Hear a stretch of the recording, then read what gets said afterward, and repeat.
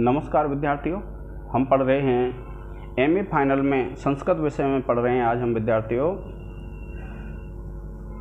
शिशुपाल वधम, और शिशुपाल वधम जो है ये शिशुपाल वधम का प्रथम सर्ग चल रहा है। कौन सा है विद्यार्थियों? शिशुपाल वधम का प्रथम सर्ग। अब देखिए प्रथम सर्ग में ये हमारा 19वां और 20वां श्लोक है। क्या कहते हैं? स कांचने यत्र मुनेह अनुज्ञया नवाम्बुद श्याम बपुर न्यविच्छत जिगाय जम्बू जनित श्रियः श्रियम सुमेरु श्रृंगस्य तदा तदासनम। क्या कहते हैं? देखिए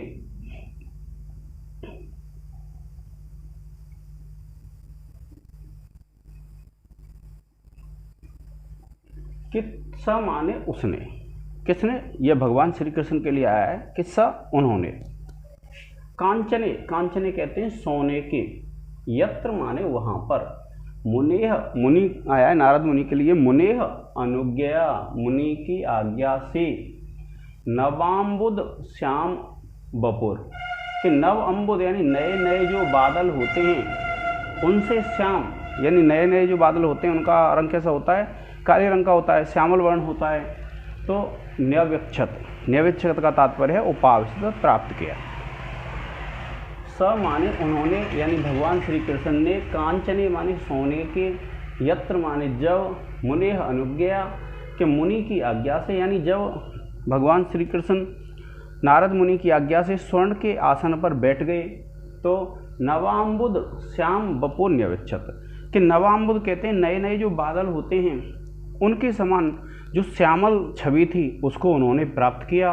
और फिर क्या कहते हैं? जिगाय जम्बू जनित श्रियः कि जिगाय माने जीत लिया, जम्बू जनित श्रियः कि जम्बू यानी जामुन के जो पेड़ होते हैं, जम्बू कहते हैं जामुन के, श्रियम जो शोभा को, श्रियम सुमेरु श्रृंगस्य कि जैसे सुमेरु पर्वत की चोटी पर जामुन के वृक्ष हों, उस प्रकार से उस आसन पर, सोने के आसन पर बैठे हुए जो भगवान श्री कृष्ण थे उन्होंने उस सुमेरु पर्वत की शोभा को प्राप्त कर लिया।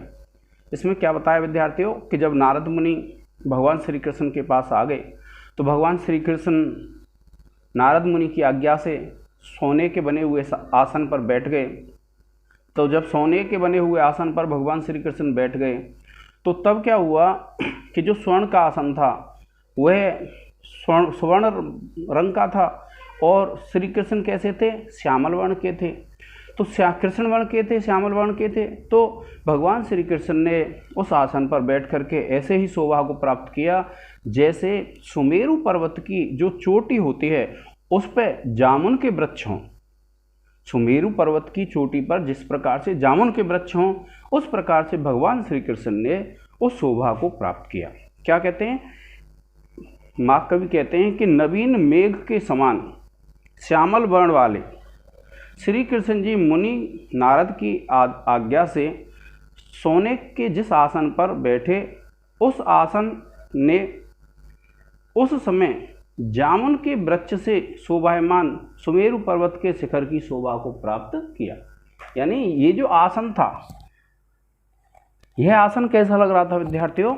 आसन ऐसा लग रहा था, यानी आसन की कही गई है कि वह आसन ऐसा लग रहा था सुमेरु पर्वत के समान। जिस प्रकार से सुमेरु पर्वत की चोटी पे जामुन के वृक्ष उगे हुए हों तो वह जिस प्रकार से शोभायमान लगता है उसी प्रकार से विद्यार्थियों वह जो सुमेरु पर्वत है वह भी क्या है? अत्यंत शोभायमान लग रहा था।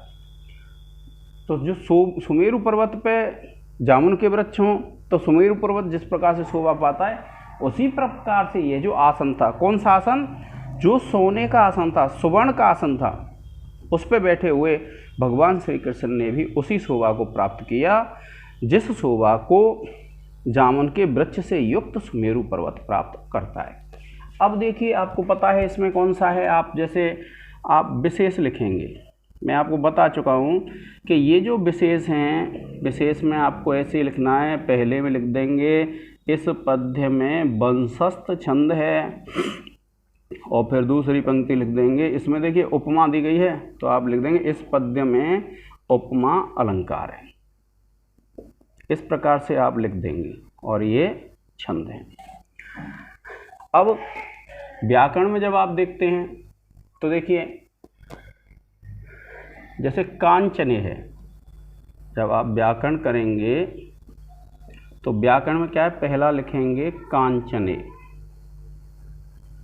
ठीक है। इसका मतलब है कांचन शब्द है, इसमें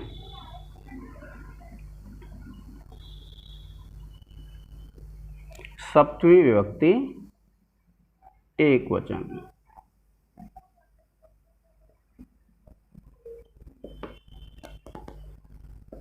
दूसरा है आसनम, तो आप लिखेंगे आस धातु और ल्योट प्रत्यय। इसके बाद है विद्यार्थियों, देखिए यत्र, आप लिखेंगे यत्र, आप लिखेंगे यद शब्द है प्लस त्रल प्रत्यय। फिर आप लिख देंगे, देखिए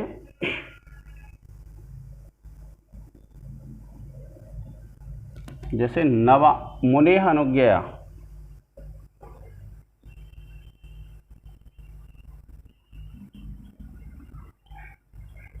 तो आप लिखेंगे मुनेह प्लस अनुज्ञया और संधि हो जाएगी विसर्ग। आप इसका एक स्क्रीनशॉट ले लें विद्यार्थियों।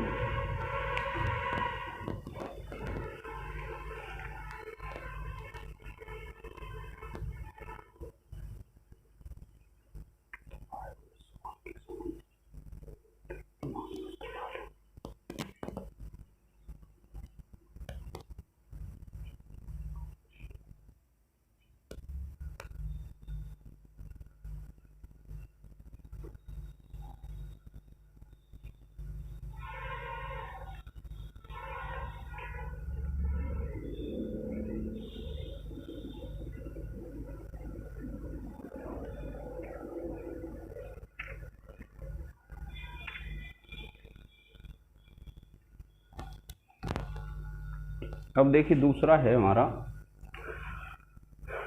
दूसरे में क्या कहते हैं विद्यार्थियों कि सतप्तकार्त स्वर भास्वर अंबरः, सतप्तकार्त स्वर भास्वर अंबरः कठोर तारा अधिप लांछन छवि वेदिध्युति बडवानल बडव जात वेदसः शिखाभिराश्लिष्ट एव अम्बसाम निधिय। देखिए विद्यार्थियों क्या कहते हैं कि तप्त कार्त स्वर, तप्त कार्त स्वर कहते हैं जिस सोने को तपाया गया हो।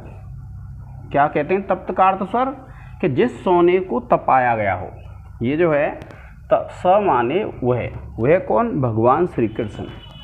तप्त कार्त स्वर, तप्त माने जो तपाया गया होता है, ऐसे सोने के समान भास्वर अंबरः, कि भास्वर माने जो शोभा पा रहे थे, दैदीप्यमान थे, जो चमक रहे थे। अंबरः ऐसे जो वस्त्रों वाले थे, यानी भगवान श्री कृष्ण के वस्त्र कैसे होते हैं, पीले होते हैं। तो यहाँ किससे समानता बताई गई है, जो तपाया हुआ सोना होता है वह भी पीले रंग का होता है, तो तपाया हुआ जो सोना होता है उसके समान जो दैदीप्यमान थे ऐसे वस्त्रों वाले, अर्थात भगवान श्री कृष्ण। कठोर तारा अधिप, कठोर तारा कहते हैं जो कठोर तारा होता है, यहाँ आया है चंद्रमा के लिए। अधिप यानी कठोर तारों का जो स्वामी होता है। लांछन कहते हैं चिन्ह को, छवियाँ, यानी जो कठोर तारा होता है उसमें एक काला चिन्ह होता है, उसकी छवि को जो धारण किए हुए थे। वेदिध्युते, वेदिध्युते क्या कहते हैं कि वेदिध्युते यानी प्राप्त किया, कि वेदिध्युते यानी प्राप्त किया, प्राप्त किया। बाडव, बाडव कहते हैं बड़वानल। जात वेदसः, जात वेदसः किसको कहते हैं विद्यार्थियों, अग्नि को कहते हैं। शिखाभिः आश्लिष्ट एवं अम्बसाम निधिय, शिखाभिः माने शिखाओं के द्वारा, आश्लिष्ट जो स्पर्श कर रहे थे, अम्बसाम निधिय यानी अम्भसाम कहते हैं जलों का निधि मानी जो स्वामी होता है। तो जल में क्या होता है, बड़वानल अग्नि होती है, और बड़वानल जो अग्नि होती है, तो बड़वानल अग्नि क्या, समुद्र कैसा होता है, जब अग्नि जलती है तो अग्नि कैसी होती है, पीले रंग की, पीले रंग का ही सोना होता है, और उसकी जो शिखाएं होती हैं, उसकी जो लौ होती है वो कैसी होती है विद्यार्थियों, वह काले रंग की होती है। तो उसी प्रकार से जो भगवान श्री कृष्ण हैं, जब उन्होंने जो पीले वस्त्र पहन रखे थे और उनका स्वयं का रंग कैसा था, श्यामल वर्ण का था, तो वे उसी उपमा को प्राप्त कर रहे थे। जिस प्रकार से बड़वानल अग्नि से युक्त समुद्र दिखाई देता है, उसी प्रकार से भगवान श्री कृष्ण भी दिखाई दे रहे थे। क्या कहा है विद्यार्थियों कि तपाए हुए सोने के समान दैदीप्यमान वस्त्र वाले तथा स्वयं पूर्ण चंद्र के कलंक के समान कांति वाले श्री कृष्ण भगवान बड़वानल अग्नि की लपटों से युक्त समुद्र के समान शोभा पा रहे थे। विद्युते यानी शोभा पा रहे थे। तो भगवान श्री कृष्ण की जो शोभा है वह कैसी लग रही थी, ऐसी लग रही थी जैसे जो जलों का स्वामी होता है, जो समुद्र होता है, और समुद्र की शोभा जिस प्रकार की दिखाई देती है, उसी प्रकार से भगवान श्री कृष्ण की शोभा दिखाई दे रही थी पीले वस्त्र पहने हुए। तो जब आप इसको लिखेंगे, देखिए जो नारद मुनि हैं, नारद मुनि का जो वर्णन चलता है वो कहाँ तक चलता है, 18वें श्लोक तक। और अब किसका वर्णन है विद्यार्थियों, अब इस श्लोक में जो वर्णन है भगवान श्री कृष्ण का है। और भगवान श्री कृष्ण का वर्णन है तो आप लिख देंगे, जब आप प्रसंग लिखेंगे तो आप लिखेंगे कि इस श्लोक में महाकवि माघ भगवान श्री कृष्ण का वर्णन करते हुए कहते हैं। क्या कहा, इस श्लोक में महाकवि माघ भगवान श्री कृष्ण का वर्णन करते हुए कहते हैं, क्योंकि भगवान श्री कृष्ण का वर्णन शुरू हो गया 19वें श्लोक से। तो आप ध्यान रखेंगे कि 19वां श्लोक है, वहाँ से भगवान श्री कृष्ण का वर्णन है, तो आप यही लिखेंगे कि माघ भगवान श्री कृष्ण का वर्णन करते हुए कहते हैं।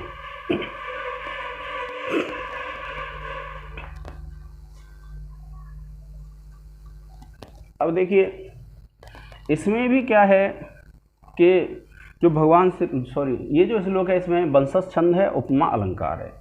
अब व्याकरण टिप्पणी है, व्याकरण टिप्पणी जब आप देखेंगे तो देखिए एवाम्भसाम, एक टिप्पणी लिखेंगे एवाम्भसाम,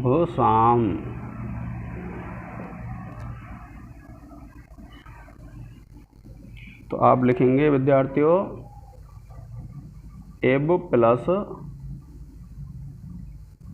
अम्बसाम, और आपकी संधि हो जाएगी दीर्घ संधि।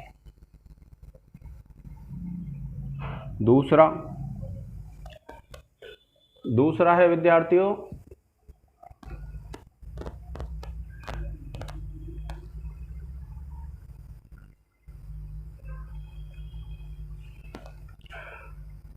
आश्लिष्ट, तो आप लिखेंगे आ उपसर्ग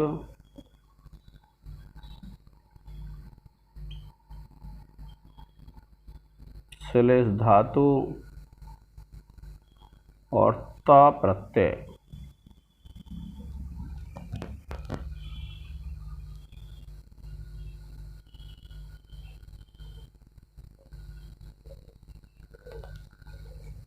तीसरा है देखिए वेदे द्योते, तो आप लिखेंगे विद्यार्थियों देखिए इसमें वी उपसर्ग है,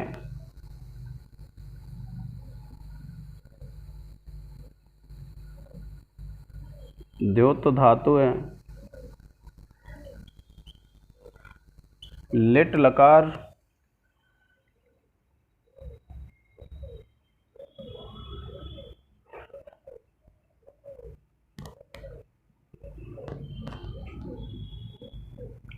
आत्मनेपद,